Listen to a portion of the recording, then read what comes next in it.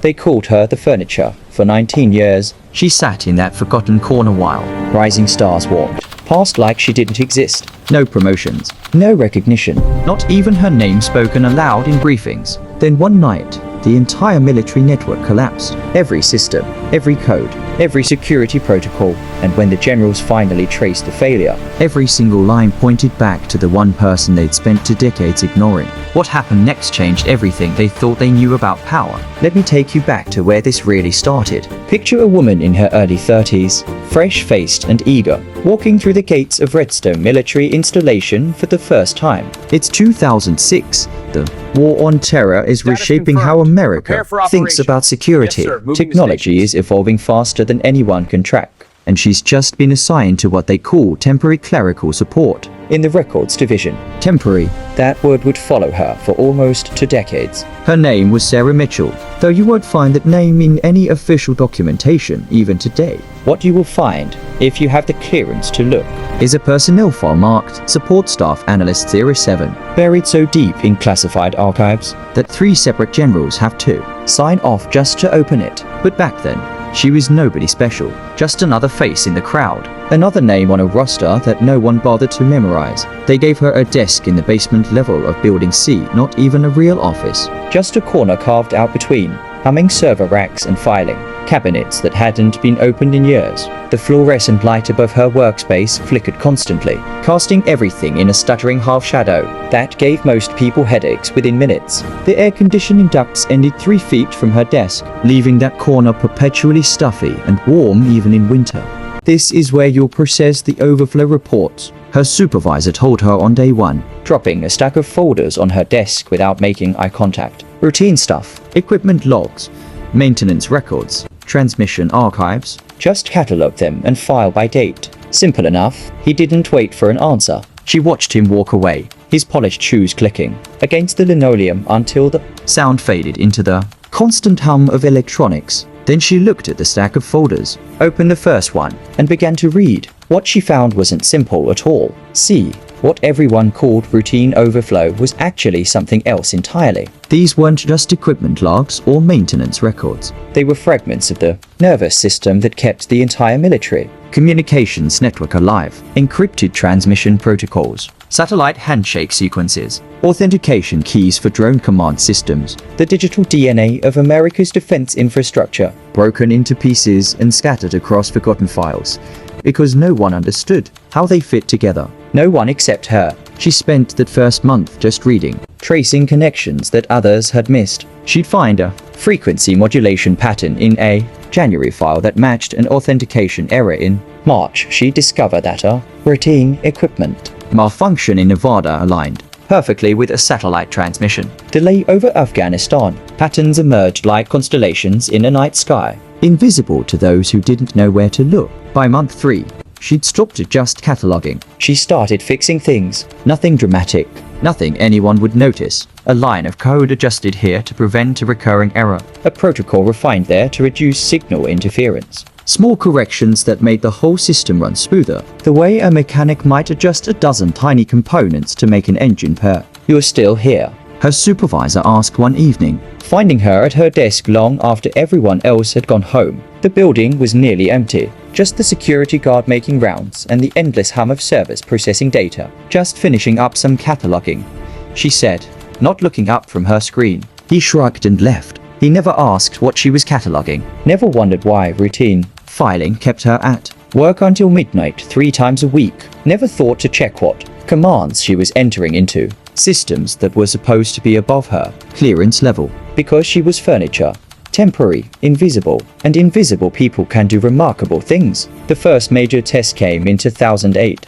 A cyber attack from overseas hackers, sophisticated and relentless, targeting the military's satellite communications network. Officers scrambled, emergency meetings were called, consultants were flown in from Washington with 7-figure contracts and impressive PowerPoint presentations. The attack lasted 6 hours. The network never went down. Incredible resilience, the consultants reported, taking credit for defensive protocols they'd implemented months earlier. The redundancy systems we designed held perfectly. What they didn't know? Those redundancy systems had already been failing when the attack began. Sarah had watched the breach happen in real time from her basement corner, her fingers flying across the keyboard as she rerouted traffic, strengthened firewalls, and closed vulnerabilities faster than the attackers could exploit them. 6 hours of digital combat, fought in complete silence while officers congratulated each other upstairs. No one came down to thank her. No one even knew she'd been involved. Her supervisor found her the next morning,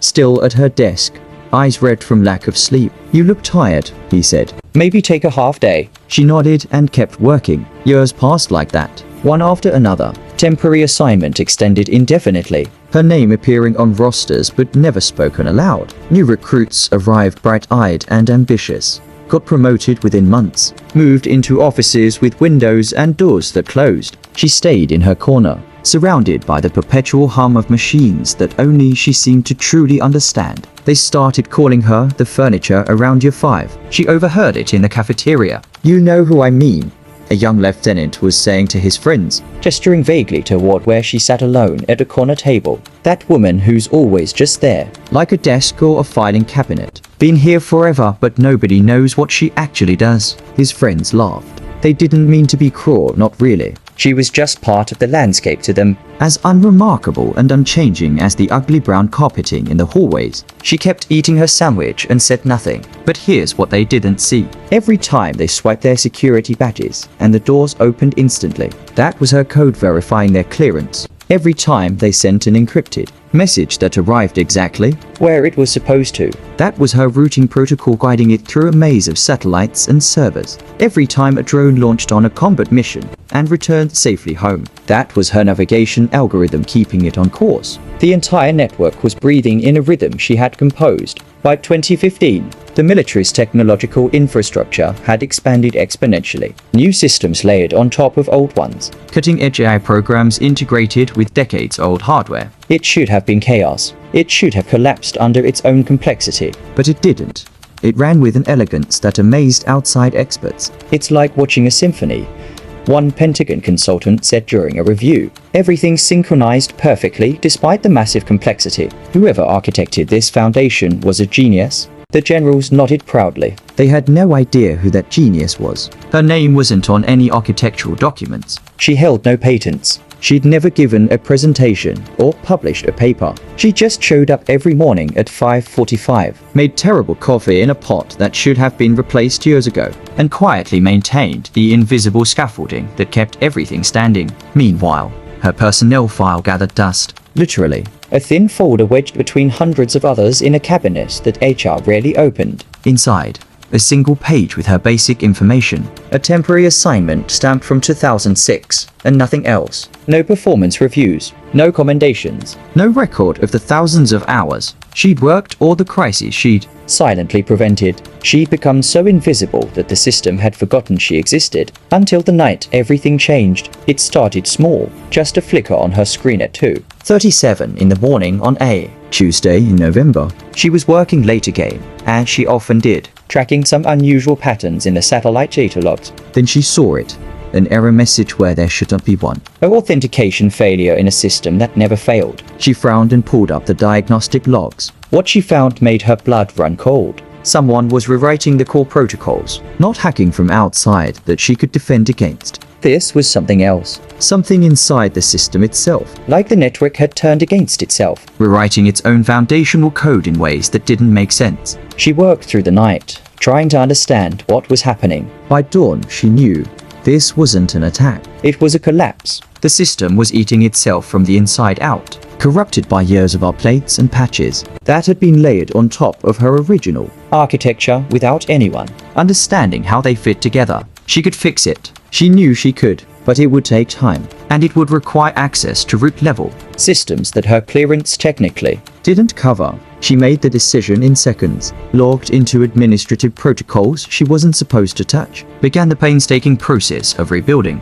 core systems while keeping everything running, like performing heart surgery on a patient who had to keep running a marathon. It was going to take days. She worked alone in her corner for 48 hours straight, surviving on vending machine coffee and the granola bars she kept in her desk drawer. Upstairs, people were starting to notice problems. Emails not delivering quite right. Drones requiring multiple attempts to launch. minor glitches that most people dismissed as typical Tuesday technical issues. By Thursday, the minor glitches had become major failures. Entire communication networks dropping offline for minutes at a time. GPS coordinates misreporting locations. Supply chain databases corrupting themselves in real time. And that's when the panic began. Emergency meetings were called. Generals who usually maintained perfect military composure started shouting at their subordinates. The best minds in military cybersecurity were summoned from across the country, arriving on emergency flights with their laptops and theories. And Sarah, down in her basement corner, kept working.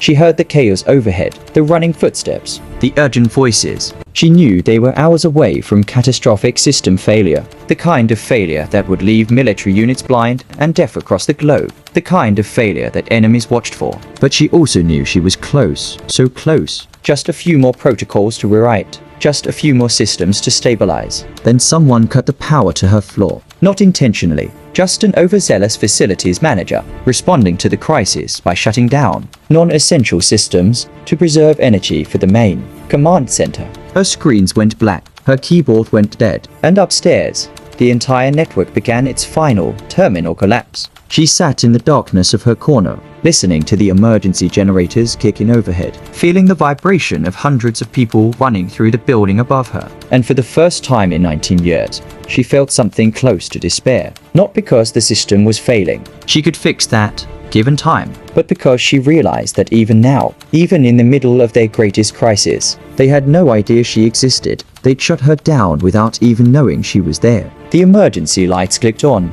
casting everything in dim red. She stood up, grabbed her handwritten notes, 19 years worth of careful documentation she'd kept in locked drawers, because the digital systems changed too fast to trust, and walked upstairs for the first time in months. The main command center was barely controlled chaos. 50 people crowded around terminals, their faces lit by red error messages scrolling across every screen. Phones rang constantly. Video feeds showed military installations across the world, reporting system failures. A 4-star general stood in the center of it all, tie loosened, face gray with stress, watching his entire command infrastructure crumble. Sarah walked in through the back door that no one was watching, stood quietly against the wall, waited. It took them 7 minutes to notice her. A young captain, face shiny with nervous sweat, turned around to grab a coffee and nearly jumped when he saw her standing there. "Who are you?" he asked, not rudely, just genuinely confused to see someone he didn't recognize in this secure facility during a crisis. "I work downstairs," she said simply. "In records." He stared at her, clearly wondering why someone from records would be here now. Then his attention was pulled back to his terminal as another system crashed. But someone else had overheard. A senior analyst, one of the consultants brought in for 6 figures to solve this crisis, turned around. "Did you say records? Do you have access to the original system architecture? We need to see the foundational code structure." "Nothing in the current documentation makes sense. It's like the whole network was built on something we can't see." Sarah nodded. "That's because it was." She walked forward, not pushing anyone aside, just moving with the quiet confidence of someone who belonged. "May I?" She gestured at the nearest terminal. The analyst looked at the general. The general, desperate and out of options, nodded. Sarah sat down and pulled up the command interface. Her fingers found the keys like a pianist returning to a familiar instrument. She began typing commands from memory, code that hadn't been documented anywhere because she'd written it in the quiet hours of 1,000 mornings when no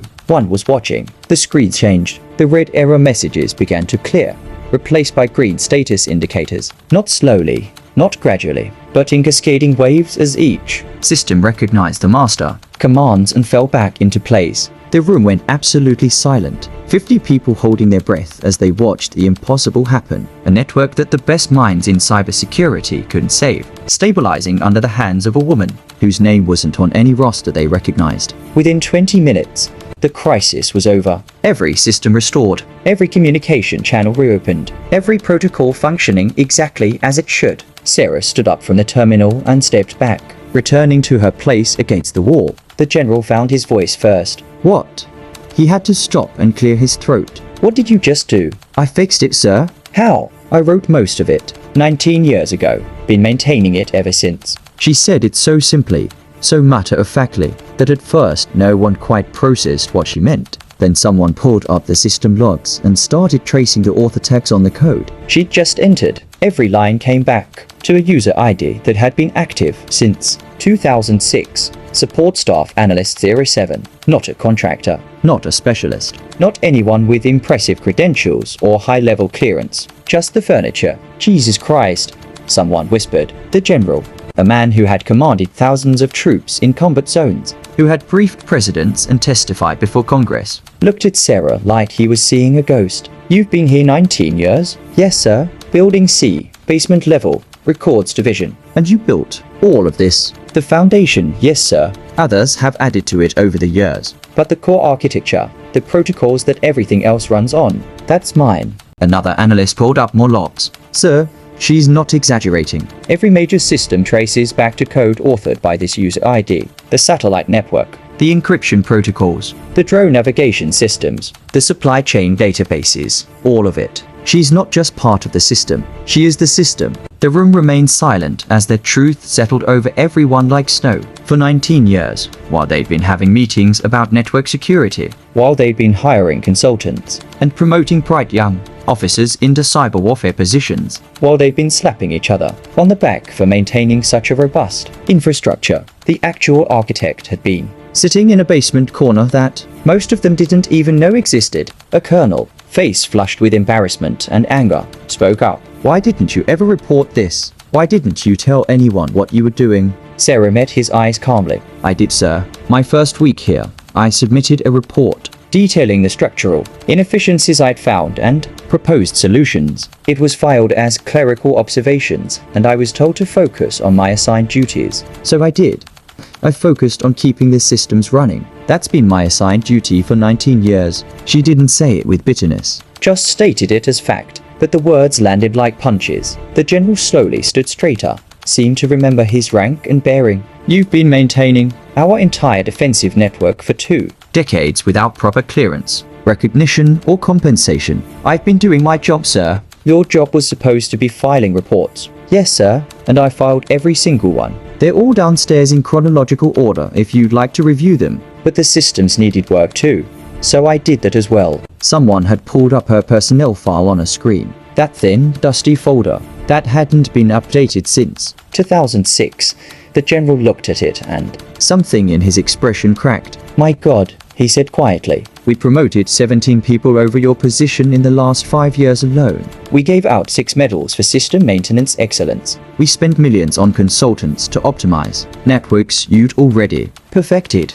He looked at her directly. How do we fix this? The system's fixed, sir. It'll run stable now. No, his voice was firm. How do we fix this? You, what you're owed. Sarah was quiet for a moment. Around her, 50 people waited for her answer. Some looked ashamed, others confused. A few were clearly doing math in their heads, calculating how many promotions she should have received, how many pay grades she should have climbed. I don't need a ceremony, sir, she finally said. I don't need a medal or a promotion or an office with windows. I just need to be able to do my work without someone shutting down my power because they don't know I exist. I need access to the systems I'm maintaining, and I need people to actually read the reports I've been filing for 19 years, because I've been documenting problems that are going to cause more crises if they're not addressed. The general nodded slowly. You'll have it. All of it. I'm authorizing full clearance immediately. Top tier classification. I'm assigning you a team. I don't need a team, sir.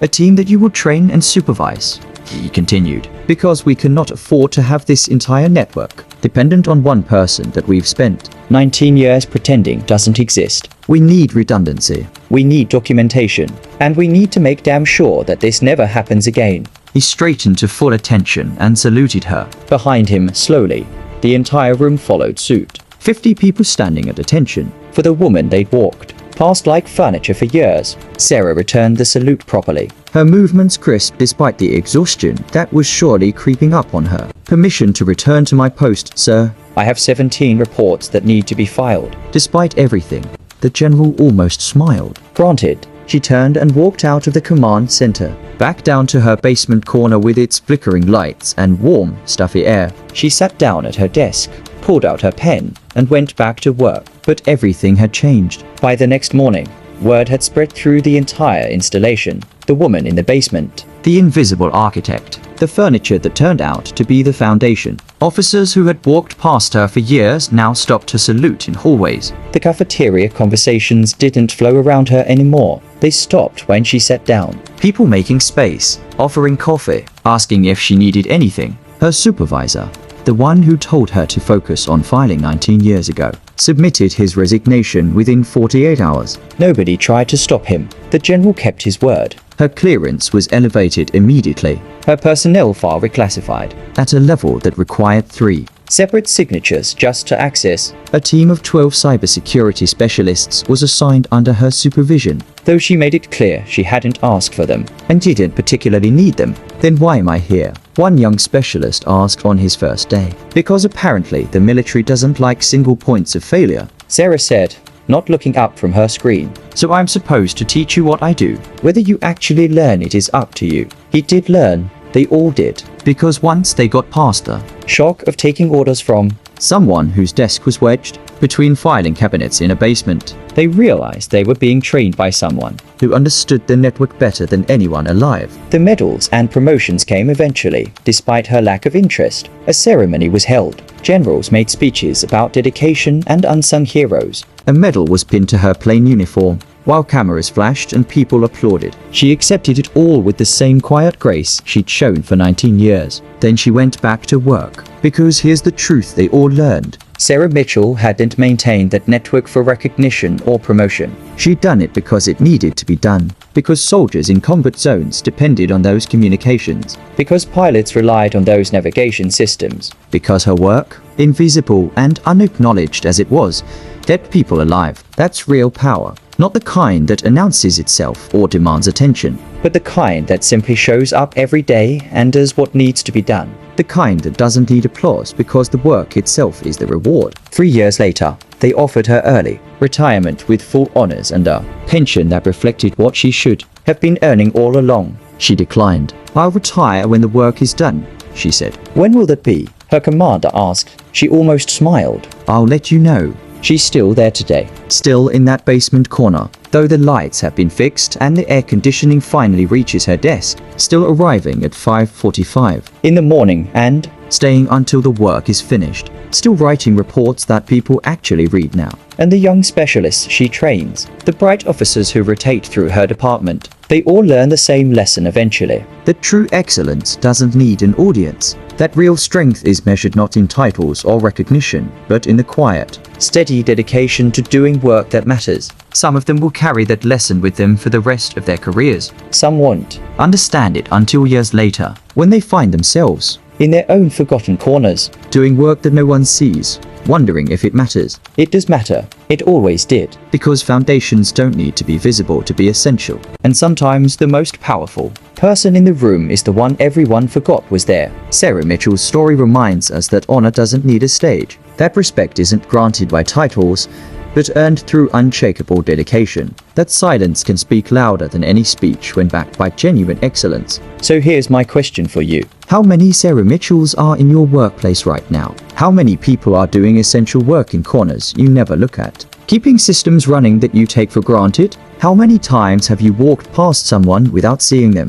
Not because they weren't important, but because you weren't paying attention? If this story resonated with you, hit that like button. Share it with someone who needs to hear it. Someone doing invisible work that keeps your world turning. And subscribe to this channel, because stories like this matter. Stories about real power, quiet strength, and the kind of excellence that doesn't need recognition to be real. Thanks for watching. And remember, the next time you see someone in a corner that everyone else ignores, maybe pay attention. You might be looking at the person holding everything together.